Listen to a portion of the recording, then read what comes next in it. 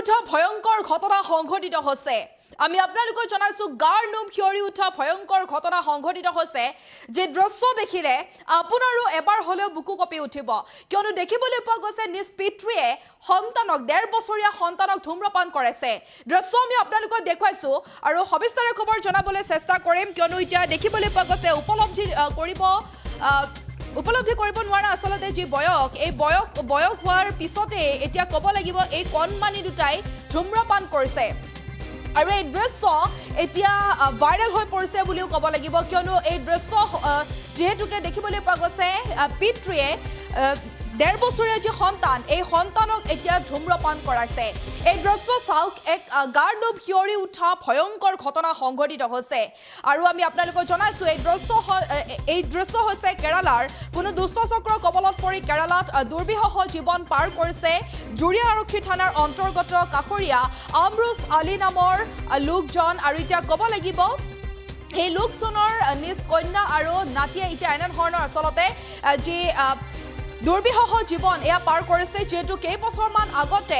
আমৰুছ আলীয়ে জুৰিয়াৰ লালুং গাঁৱৰ চিৰাজ নামৰ এজন লোকলিকে বিয়া দিছিল জীয়ৰীক আৰু প্ৰথম অৱস্থাত সকলো ঠিকেই আছিল পিছলৈ জোৱাইকৰ কিছু কৰ্মকাণ্ডক লৈ আমৰুছ আলীৰ পৰিয়ালটো এতিয়া বিমূৰত পৰিছে উল্লেখ্য যে 7 মাহ পূৰ্বে জোৱাইক চিৰাজ আলীয়ে পত্নী আৰু কণমানি দুটিক কেৰালালৈ লৈ গৈছিল পিছত পত্নী আৰু সন্তানক তাতেই এৰি জুৰিয়াৰ লালুং গাঁৱৰ নিজ গৃহলৈ চিৰাজ আলী উভতি আহে যদিও পত্নী আৰু কণমানি দুটাক লগত লৈ নহাত এতিয়া সন্দেহ উপজিছে ককাকৰ আৰু শেহতীয়াভাৱে কাষ চাপিছে আৰক্ষীৰ এতিয়া কাষ চাপিছে ককাকে এতিয়া আৰক্ষীৰ কাষ চাপিছে আমি জনাইছো পাখন্দ জোৱাইকৰ পৰা জীয়ৰী আৰু নাতি বিচাৰি এতিয়া দুমাহে তাঁত বাতি কাঢ়ি ভাগৰি পৰিছে এইজন লোক কিমান আসলতে নৃশংস হলে মানুহে এনেধৰণৰ কাম কৰিব পাৰে এই দৃশ্য প্ৰত্যক্ষ কৰিলে আপুনিও হয়তো ভাবিবলৈ বাধ্য হ'ব কিয়নো দেখিবলৈ পোৱা গৈছে কণ শিশুক লৈ সংঘটিত হোৱা যি ঘটনা এই ঘটনা দেখিলে আপোনাৰ গাৰ নোম শিয়ৰি উঠিব দৃশ্য আমি আপোনালোকক দেখুৱাইছো যেহেতু কোনো দুষ্ট চক্ৰৰ কবলত পৰি কেৰালাত দুৰ্বিষহ জীৱন পাৰ কৰিছে জুৰিয়া আৰক্ষী থানাৰ অন্তৰ্গত কাকৰীয়া আমৰুছ আলী নামৰ লোকজনৰ নিজ কন্যা আৰু নাতি দুটিয়ে যেহেতু কেইবছৰমান আগতে কাকৰীয়া আমৰুছ আলীয়ে জুৰিয়াৰ লালুং গাঁৱৰ চিৰাজ নামৰ এজন লোকলৈ বিয়া দিছিল জীয়ৰীক প্ৰথম অৱস্থাত সকলো ঠিকে থাকে আছিল যদিও পিছলৈ জোৱাইকৰ কিছু কৰ্মকাণ্ডক লৈ আমৰুছ আলীৰ পৰিয়ালটো এতিয়া বিমূৰত পৰিছে উল্লেখ্য যে 7 মাহ পূৰ্বে জোৱাইক চিৰাজ আলীয়ে পত্নী আৰু কণমানি দুটিক লৈ কেৰালালৈ গৈছিল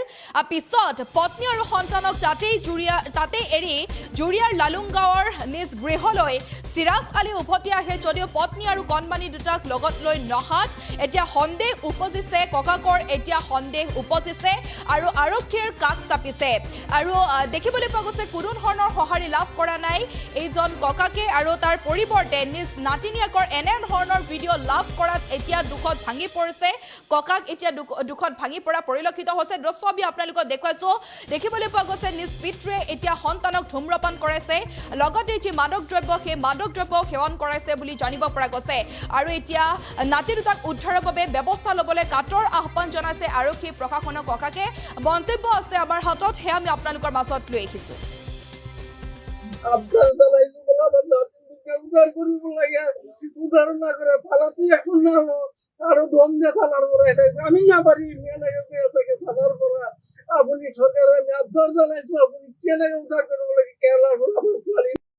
উদ্ধার করে দিও আপনার আর উপায় নাই একদম একটু নম্বর আছে তার সব আছে তো আপনি উদ্ধার করে দিও আমি গরম ভাত পানি না খাও মুরাতে বসে বসে নাই কে লাগে অবস্থা চলিয়েছে আমার কেরালা ভিডিও করে সারি আছে মোৰ বাচ্চা মোৰ ছোৱালী ভিডিও করে মোক দেখে আছে আমার একটু দেখি পেলা পুরা খারাপ লাগিছে তার শ্বশুরে উঠাই আনিছো আনার পিছত বলে একটু কিবা উদ্ধার কৰিব লাগে তাত আমি এজাহাৰ কৰিছো এজাহাৰ কৰি পেলাই তাৰ বিয়াৰে উঠাই আনিছো উঠাই আনিলে তাই বিয়াই তাইখান থানাৰ পৰা উঠাই আনিছিলে এইটো লগৰ লগত এৰি দিলে ক'ত হৈছে জিলা থানাতে আছে পিছতো এইটো আমি কি কৰিম তাৰ বাপেকে উঠাইলে কি হব এনেকে বাচ্চা বাচ্চা শাস্তি দেখি পেলাই আমি এজাহাৰ কৰিছো সেইটো একশনো নালো কোনোই নালো সেইকাৰণে আমাৰ পইচা গুলো নাই আমি কেৰালাও যাব নোৱাৰে এইটো আমাৰ নাতি নহয় আজি এইটো 1.5 মাহ হৈ গৈছে আমি এনেকা অৱস্থা থানা দূৰ কৰি আছো কোনো ধৰণৰ সহায় না কোনো সহায় নাপাওঁ তো আমি চৰকাৰক আবদাৰ জনাইছোঁ কেনেকৈ আমাৰ নাতিন ছোৱালী কেনেকৈ উদ্ধাৰ কৰিব লাগে কেৰেলাৰ পৰা কেনেকৈ উদ্ধাৰ কৰি দিয়ক আমাৰ দুখীয়া মানুহ আমি চুক্তি কাম কৰি ভাত খাওঁ আমাৰ ঘৰ কাহৰি খালি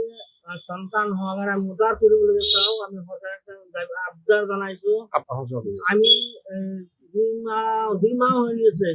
আমি ডিরেকশন আপডাউন করে আছি কোনো অ্যাকশন নালো কোনো তদন্ত নালো আমি সরকারের আবদার জানাইছো আমার ছোৱালীও আৰ নাতিনটো উদ্ধাৰ কৰিব লাগে কেৰালাৰ পৰা কেৰালাৰ পৰা উদ্ধাৰ কৰিব লাগে আপোনাৰ নাম আমাৰ নাম হচ্ছে আমজাদ আলী